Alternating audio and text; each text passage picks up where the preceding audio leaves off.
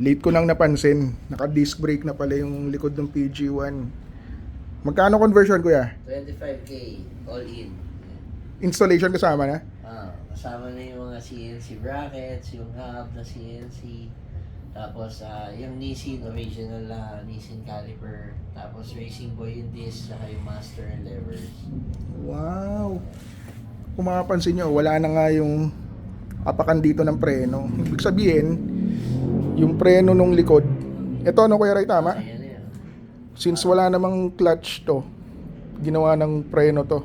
Para mas mukha siyang motor kasi pag walang clutch dyan sa unan, parang hindi bagay sa looks niya eh. Kaya ginawa namin, parang in-convert namin into this. Yun, mukha siya tuloy may clutch.